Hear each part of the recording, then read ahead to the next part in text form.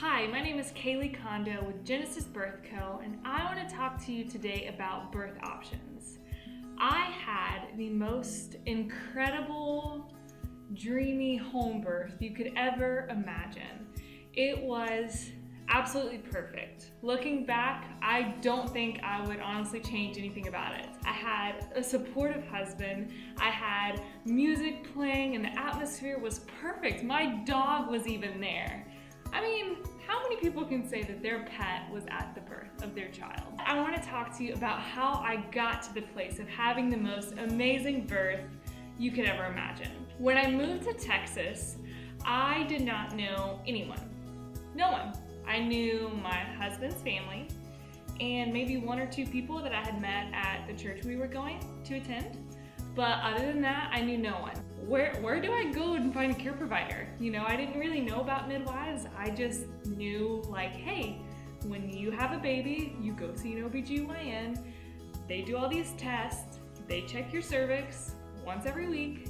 Boom, that's what you do. So when I moved here, I didn't have anyone to refer me to someone. So I did what any person would do, and I Google searched friendly doctor near me. I stumbled upon a doctor who, she looked friendly, her picture was nice, she was smiling, she looked like she knew her stuff, which I don't know how you can tell how intelligent someone is from a picture, but in my head, I felt comfortable already. Just seeing her picture, seeing her smile, I was like, okay, I'm gonna schedule an appointment with her.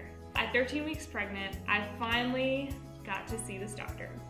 I went and I was in her waiting room, and it was taking forever, which should have been my first red flag. I decided that I was gonna just wait. So I waited the full hour that it took just to get into the second waiting room. So I got into the second waiting room, and it took another 30 minutes, and being the nice person I am, I was just, okay, maybe she's out delivering a baby today, who knows?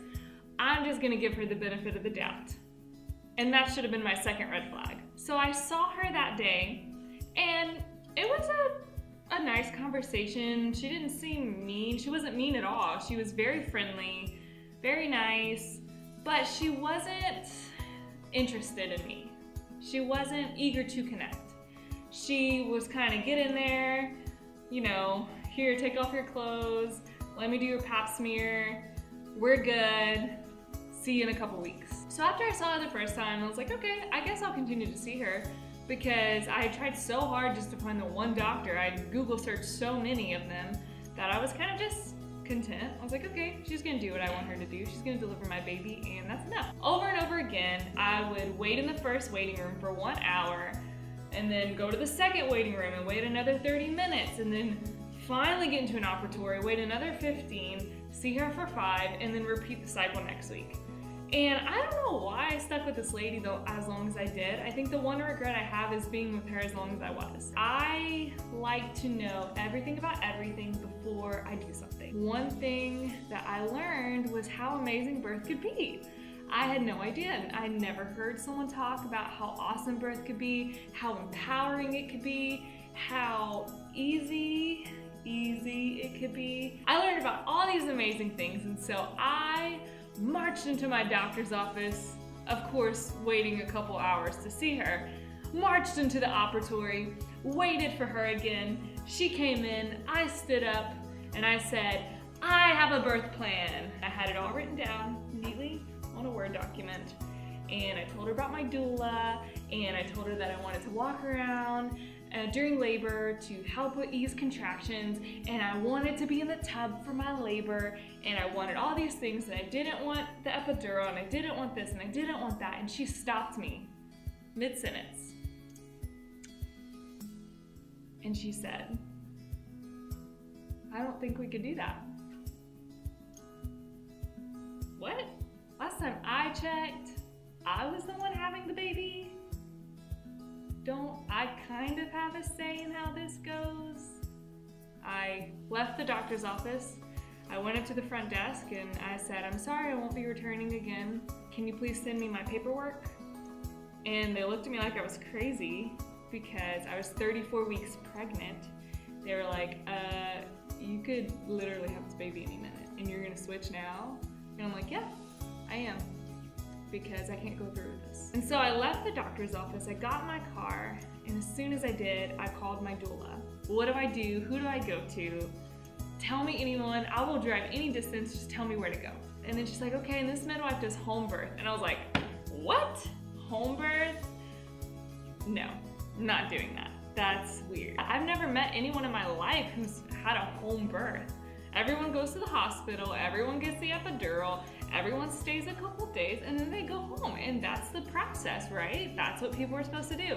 I remember one day, me and my husband had went to a birthing center to talk to a midwife, and she gave us her fee, she gave us a birthing center fee, and we just knew we couldn't do it.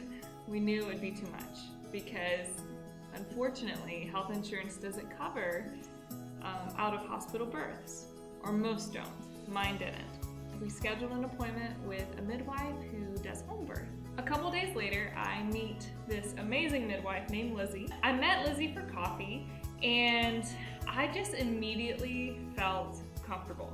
She just looked me in the eyes and she listened to me and she heard me and she heard my concerns, and she was on my team. She was for me.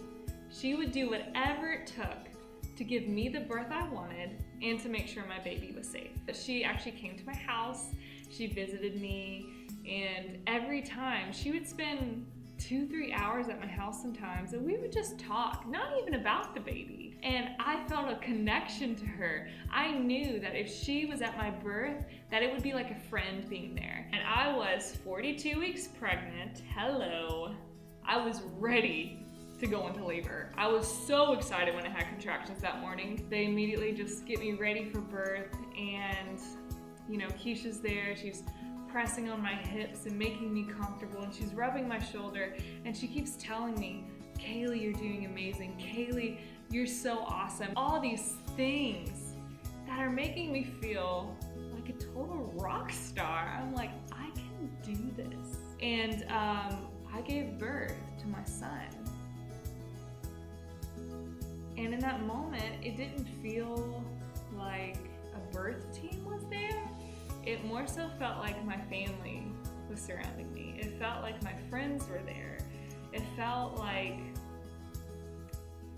comfort and safe. It was such a beautiful experience, and I'm so heartbroken for those who have had bad birth experiences. I hear it all the time. You know, that they feel betrayed, they feel cheated out of an experience because maybe their doctor wasn't for them. Maybe their nurses weren't on the same team as them. And if that's you, if you've had a rough experience, I just want to say I'm sorry. I'm so sorry that that's the experience you've had. You deserve better. It is so important that you choose someone who you trust, someone who you feel comfortable with, and someone who you feel safe with. I hope that this was helpful. I hope that my story inspires you not to have a home birth or a natural birth or anything like that, or a water birth, even though they're amazing. Just have the birth that you want. Have the birth that you feel comfortable with. Have a care provider who's cheering you on and saying, you got this, you can do this, you're a rock star. If you want to hear about other topics concerning motherhood, birth, breastfeeding, and beyond, all those things, click subscribe at the bottom, and we can't wait to see you again.